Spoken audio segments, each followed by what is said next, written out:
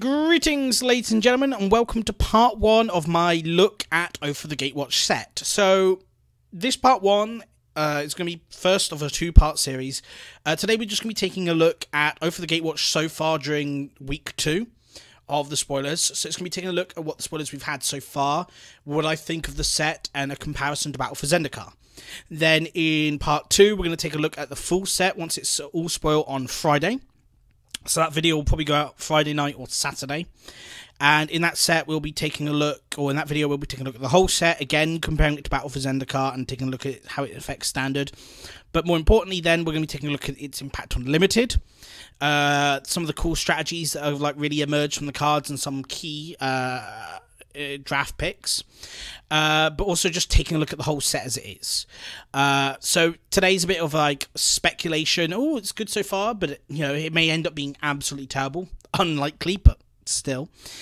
So on to today's video, and I have to start off by saying this set looks absolutely amazing so far. I've had hype for certain sets in the past, which then died. And again, this could still happen with this set. But right now, this set seems to have far more playables at first glance than other sets I've seen. So going back to Khans of Tarkir, obviously you had the fetch lands that were playable. And there are a few key cards that seemed really playable, such as Siege Rhino, obviously, and Mantis Rider. But beyond that, there were very few standout cards. You had things like... what was it? The edict. Target each opponent sacks a creature of the highest power and takes 2 damage. Which Crackling Doom, which I thought looked playable, but didn't see much play to begin with. Seeing a lot more play now, thanks to Jeskai Black, but again at the time didn't really see much play. Savage Knuckleblade again didn't see any play due to the fact that a deck really didn't exist. And they had Fate Reforged, which again had a few playables. Ugin, Crux of Fate, Tasiga as big standouts of the set. But again, maybe you could up to 5 really big playable cards. Then you went to Dragons of Tarkir. Okay, Dragons of Tarkir had a lot more in the way of playable cards. You had Ugin, you had Ojutai, you had Slumgar seeing a lot of play to begin with, you had the Ugin's Land that brought back dragons and Ugin. You had Thunderbreak Regent, which again saw a lot of play. It really did have a bit of an impact. Then we had Magic Origins, which saw a few cards here again, and then again Battle for Zendikar, which basically saw very little. In fact, Battle for Zendikar has probably been one of the worst sets for Standard in a while. Really, the only cards that saw any impact from that set on the Khans of Tarkir format was what was it? It was the Big Eldrazi guy, which the name has escaped me right now. Ulamog, that was it. Ulamog, the Ceaseless Hunger. And you had the Dual Lands, which basically made every deck go to 3 or 4 colours if there were 2 or 3 colours previously. And you had those make big impacts. You have Gideon obviously making an impact, but you have very little beyond those. A couple of commons seeing play in Zulaport Cutthroat, which made Aristocrats exist. Beyond that, yeah, not much impact from Battle for Zendikar. Now, a lot of that has to do with the fact that just Khans of Tarkir is so much more powerful, simply because multicolored creatures can be more powerful than singular or colorless creatures, because they require more investment and therefore are going to just be more powerful, especially at the same CSC as other cards, which means we have to wait for Khans of Tarkir really to rotate out, or another set to come in and change what we want to play. And it looks like for the Gatewatch will have a huge impact on Standard. Not only because it's got good cards in it, but it might also make some more Battle for Zendikar cards see play. So I don't really want to pick out any individual cards right now. I'd rather take a look at the whole set as a whole, then take out key cards. But there definitely are a few more playables this time, and a lot of them aren't land. We've got a lot of creatures that are playable. We've got spells that are definitely playable. Some really cool things, but my standout pick actually at the moment is the cycle of cards all to push Super Friends. So, for those of you who don't know what Super Friends is, because you've called it by another name, maybe you've called it the Avengers Team, or Avengers Assemble, or some variant of that, or some other kind of name. It's basically a Planeswalker deck. So it's a deck built around Planeswalkers. And unsurprisingly, for a creature type that actually in the whole history of Magic, or card type, sorry, in the whole history of Magic that hasn't existed for that long, it's been a while, you know, it takes a while for these kind of strategies to push, or cards to push Planeswalkers to come up. But there is a cycle of 4 cards, nothing in black, that is designed to push Planeswalkers. Each of them has an Enter the Battlefield effect, and then a secondary effect, which is based on the number of Planeswalkers you control, or doing things with Planeswalkers. A couple of them are playable, super playable, and a couple of them are kind of meh.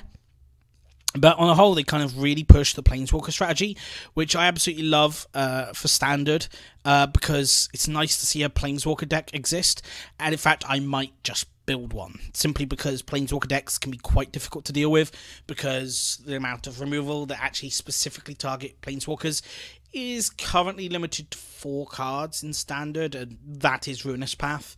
I've not seen anything else that goes destroy target Planeswalker. Obviously, we've got a few other cards that can hit them, like Utter End and stuff, but still, it taxes removal, and if you can build the deck right, well enough, you can really sweep creatures away, so you don't have to worry about that too much. But yeah, Oath of the Gatewatch right now is super exciting. And actually, I do want to point out one card today, which is another thing I like about Oath of the Gatewatch, and this is Hedron Alignment. So hopefully the card will be either appearing on the screen or in the link below. But Hedron Alignment is a blue enchantment. So for 2 and a blue, you get a rare enchantment with hexproof, and at the beginning of your upkeep, you may reveal your hand. If you do, you win the game if you own a card named Hedron Alignment in exile, in your hand, in your graveyard, and on the battlefield. And for 1 and a blue, you may scry 1. And this card is just really, really cool. Janky, but really, really cool to someone like me or other players out there, which we class as Johnny, because it's very much a combo card, an alternate win condition. And it's just really nice to see an alternate win condition, especially one that's kind of doesn't take away from the main deck strategy. We've had alternate win cons before. In fact, we did have one in Battle for Zendikar in the Regent. Is it Regent?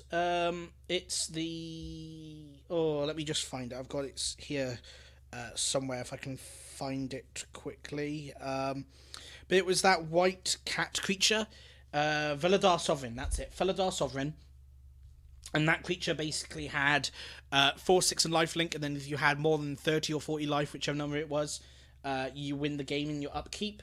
But obviously that's actually quite a hard alternate win condition, because you have to A, have this creature stay alive, and B, hit a certain life total, both of which aren't necessarily easy, even though it fuels itself, simply because creatures are easy to kill, and your opponent's going to be attacking you.